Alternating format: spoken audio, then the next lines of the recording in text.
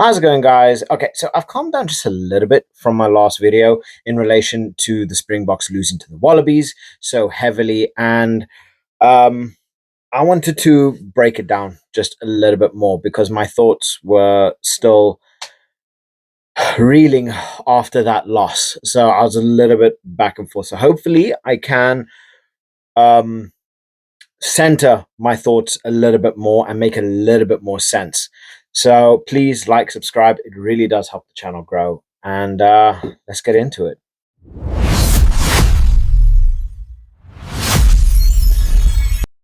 Now, the Springboks were. I don't even know what they were. They weren't the Springboks, especially that second half side. They were not the Springboks. They cannot be called the Springboks because they were imposters. They were just imposters. It was ridiculous. Um, the first half they were strong. They were so quick. They were beating the Wallabies to everything. We actually had a pretty solid game, and the Wallabies kind of started getting to their rhythm back end of the first half. The second half was just complete dog shit, as Rassi calls it. Absolute dog shit. They did nothing. They really did absolutely nothing. And this is scary. Now, if you watch Rassi's interview or post match interview, he sheds light on a couple bits. Obviously, you could see him smiling. He was not happy. He probably chewed into the ass of a lot of these players. And, not even a lot, to the entire team, because this was a team performance. It really was night and day. Rassi, he was smiling, but he was pissed off beyond all belief.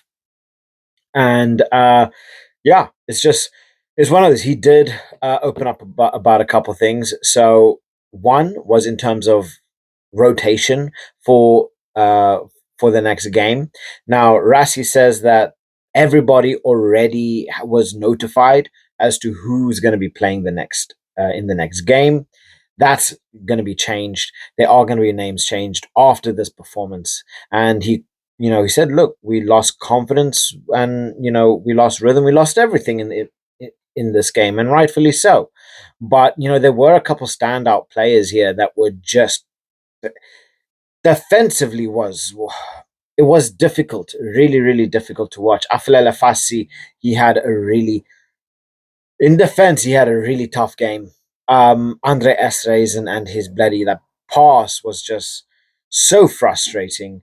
And it just there was one try which for me kind of summed up the Springboks energy, their fight for the game, and that was Joseph Suali'i's try, right? I think, yeah. So he intercepted the pass and he ran free. Edwil van der Merwe stopped running before he got to the try line. Now, you guys might think, look, I'm being a little bit petty here, right? You think, he stopped running. Why stop running? That ball is not a try until it is on the floor. Why stop running?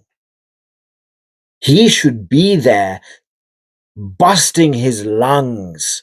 He should be there wanting to die with his legs on the bloody floor. And if anything, and he runs so hard that his legs are to fall off, he would grab one of his legs and fling it at bloody Joseph Suali'i and the hope that he's going to drop that bloody ball. They should, I don't know, it was just that fight. They didn't have that fight in the second half. The Wallabies brought the game to them. They were dominant in the scrums. They were dominant physically, which you don't do to the Springboks. They dominated the Springboks, right? You don't do that. They allowed so many offloads to happen, but it just felt at times the Springboks were overplaying it. Sometimes it was just getting that thing right, doing the simple job, getting it done. But got to give it to the Wallabies. They were everywhere in that second half. They really, really made themselves an absolute nuisance. And Fraser McWright, rightfully so. He was in the right. The guy had a bloody phenomenal game. And this does go to show the quality of the Wallabies. I've always respected the Wallabies. I've always respected that the players that they've had and that they currently do have, and the players like your Jorgensen, who I'm usually full of praise with, Peach, who I'm full of praise with. It's sad to see that he left. He left a little early, but they have talent, and they seem to be making good advances into improving, right? We saw it with the Lions tour. We've now seen what they are able to do when a team quite clearly loses all form of focus and a defensive structure, right? So I was harsh with the Wallabies in the video that I had building up to this. I was harsh to the point where I wasn't disrespectful to them, right? I just couldn't see them. I couldn't see past them beating the Springboks, who are normally so dominant. And we saw the dominant. We saw that dominant skeleton of the Springboks, that dominant spine of the Springboks in the first half. The first 20 minutes, we were unstoppable. But a game is not won with 20 minutes. The game is won with the fight, the desire in the second half. They were scoring tries damn near enough every single minute. How they should not be allowed to do that. This is the Springboks, but the Wallabies put in their bloody performance. They worked their socks off. And hey, look, one of my biggest problems here is the fight. They couldn't even be bothered to fight for that bonus point. They couldn't even fight for that. The Springboks are sitting with 0 points. Zero. Nada. This is what frustrates me. It was that I can understand that if the Springboks were running, if they played their heart out and they gave everything that they could have possibly given into this game and they lost, fair enough. They did not. Definitely not in that second half.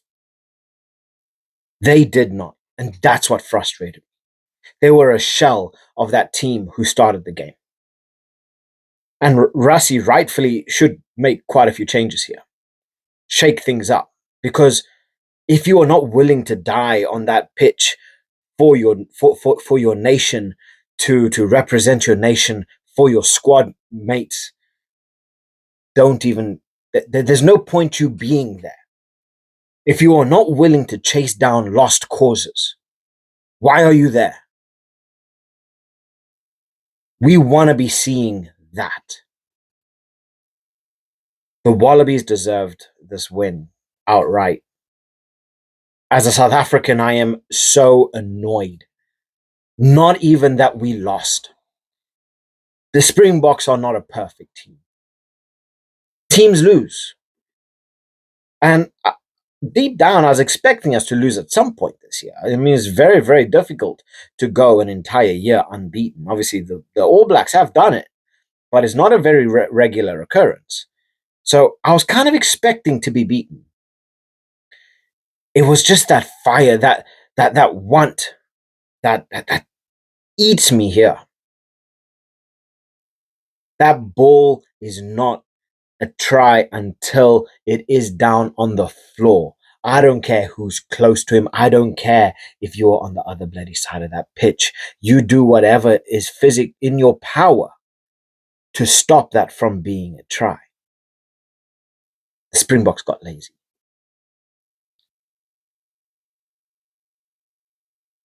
Player performances were lazy. The mood dropped. energy levels dropped. The Wallabies found the Springboks. They used those channels out wide so well. And they made the most out of the bloody sloppy passing from the Springboks. And it is what it is. They did. They made the most out of it.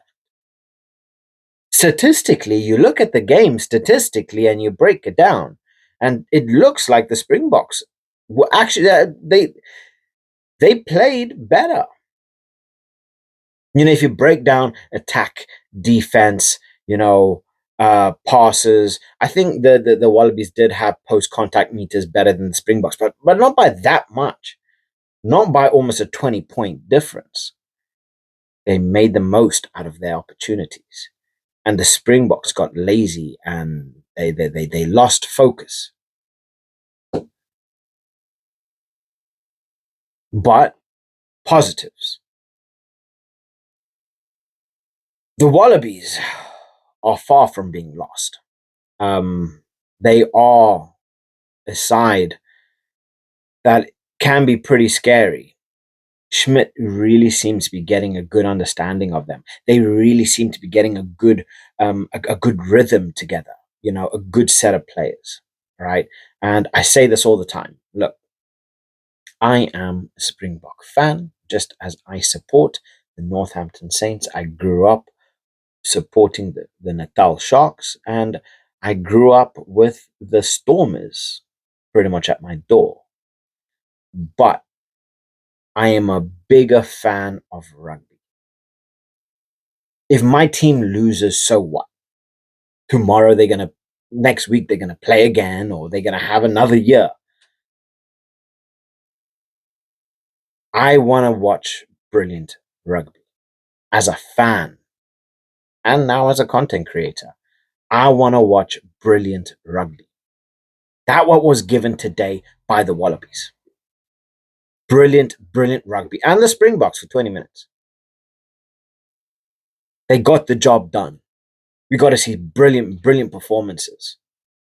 Brilliant performances, especially by those backs. They were causing a nuisance to the Springboks. An absolute nuisance. But not even that, the forwards.